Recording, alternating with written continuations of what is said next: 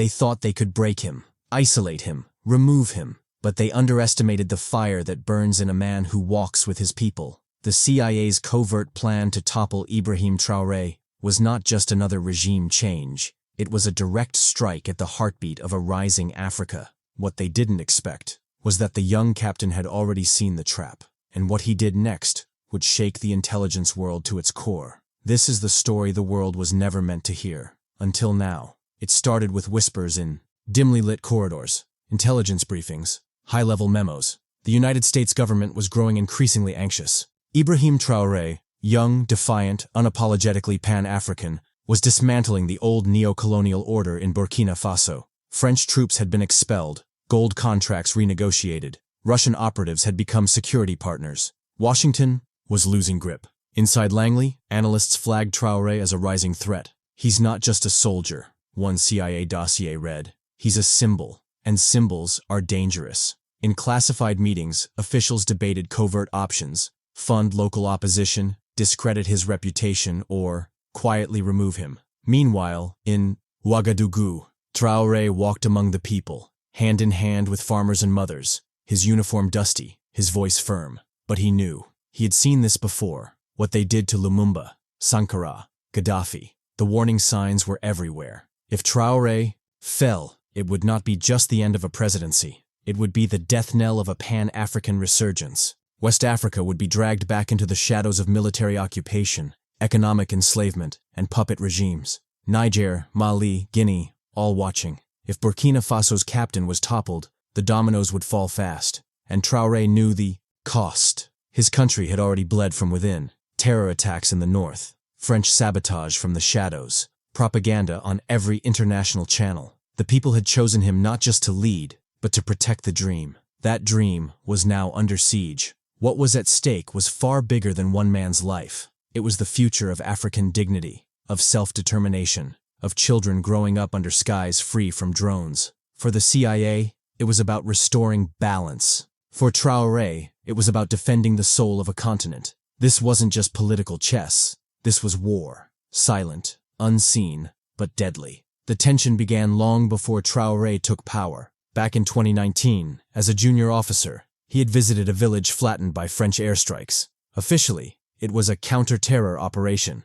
but he saw the charred toys of children, the silence of mothers digging shallow graves. Something inside him broke. He began asking questions, dangerous ones. Why are the French bases near our gold mines, not our borders? Why do we rely on foreign troops who protect nothing but their interests? When the coup came in 2022, it was not a power grab. It was a last resort. The military, fed up with years of betrayal, rallied behind him. Within weeks, he removed French troops, tore up mining contracts, and promised to reforge Burkina Faso in the image of Sankara. But Washington noticed. Fast. Leaked communications revealed that senior officials were alarmed by his alliances, especially the handshake with Russian defense advisors. This is a hostile shift, one memo read. Containment is no longer viable. Active disruption required. The war drums had started, and the plot was being written. He couldn't sleep. For weeks, Traoré paced the halls of the presidential compound at night. His eyes were heavy,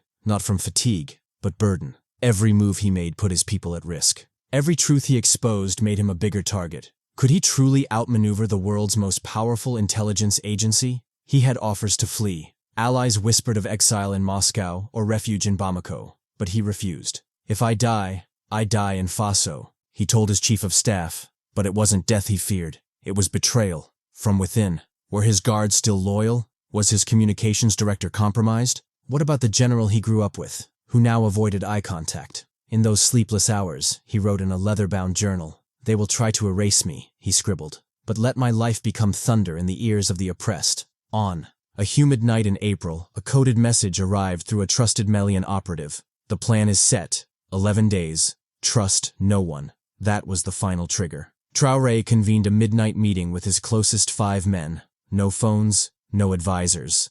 Just eyes, voice, and silence. He revealed what he knew. A coordinated CIA operation was underway. It involved local mercenaries, foreign diplomats, even media narratives. The goal? Isolate him diplomatically, stage a civil-military rupture, and then disappear him during evacuation, under chaos. The room fell silent. Then he made a decision no African leader had made since Sankara. He activated the People's Shield. Across the country, encrypted messages were sent to village elders, community leaders, and citizen militias. Traore declared a silent state of emergency. Every border watch point doubled. All diplomatic routes were tracked. Every soldier was tasked not to protect him, but to protect the people, and let the people protect him. He told his men, "If I disappear, do not negotiate. Declare independence again, with fire." The storm arrived at dawn on the 11th day. A convoy of supposed humanitarian vehicles entered through the southern border. On board were Western NGO workers, but intelligence had flagged two as covert operatives, former Black Ops.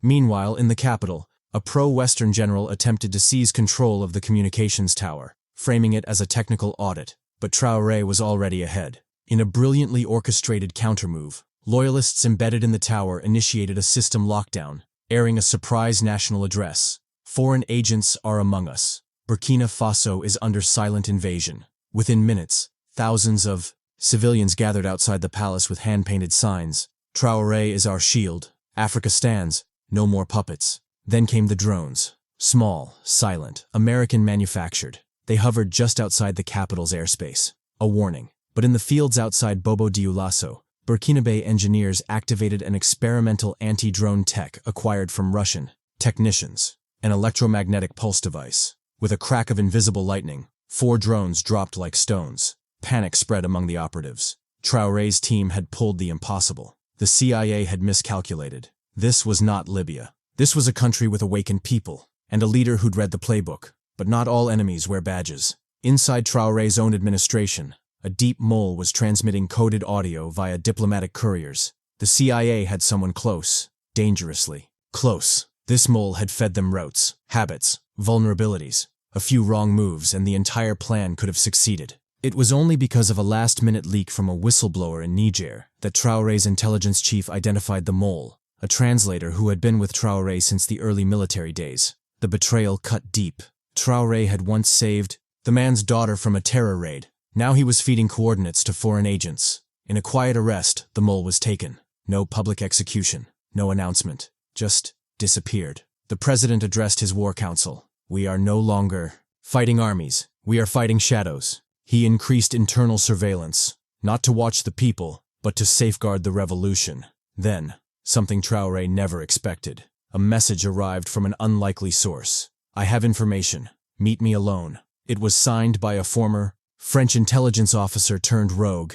Risking everything, Traore went. At a secret location, the man handed over a hard drive. On it, audio recordings, internal memos, surveillance images, proof of a joint US-French plan to assassinate Traore and install a stabilization government. But here was the twist. The plan had already begun. 2 African presidents were involved. One from a neighboring country and another from a distant regional bloc. They had promised safe corridors for the coup. The betrayal wasn't just foreign, it was continental. Traore's face darkened. "They want to kill not just me, but the dream." He sent encrypted copies to allies in Guinea and Mali. Together they agreed. If he fell, they would publicly release everything and unite the Sahel under one voice. That night, alone, Traore opened his journal. He flipped back to a page written 3 years earlier, in the aftermath of the French airstrike. "I saw her today," he had written. "A little girl named Fanta.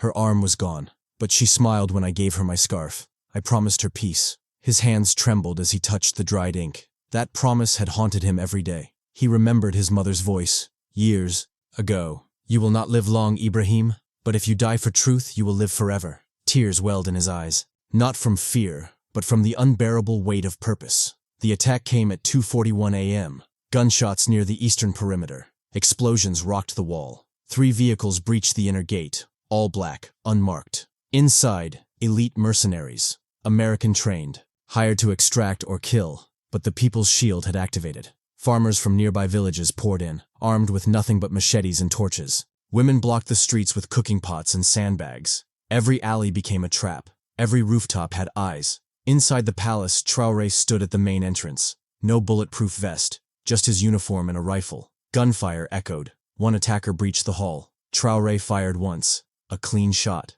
The mercenary fell. Then another. Then silence. Suddenly, a flashbang. Traore fell to the ground, ears ringing.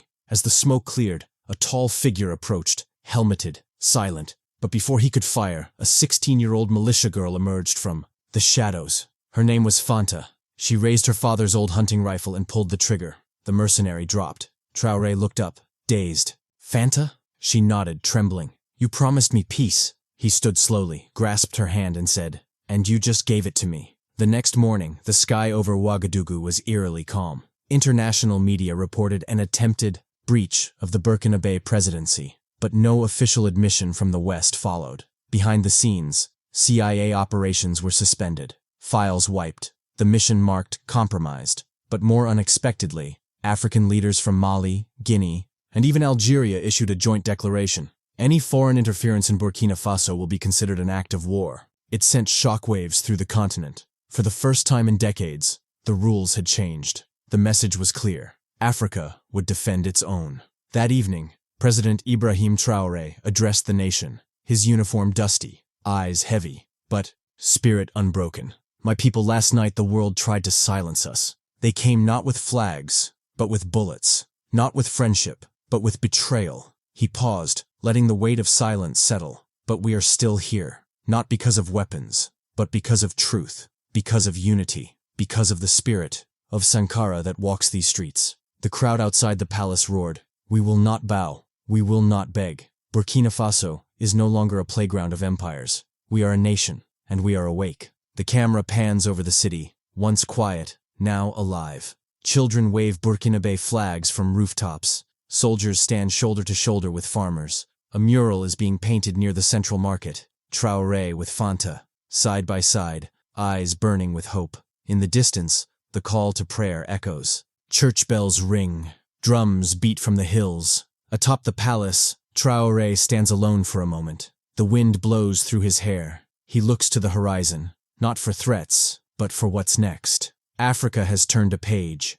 and the ink is red with resistance. They tried to erase him, but in doing so, they awakened something far greater. This was not just about one man. It was about the rebirth of a continent. If you believe in African unity, if this story moved you, subscribe and share. Let the world know we are no longer sleeping.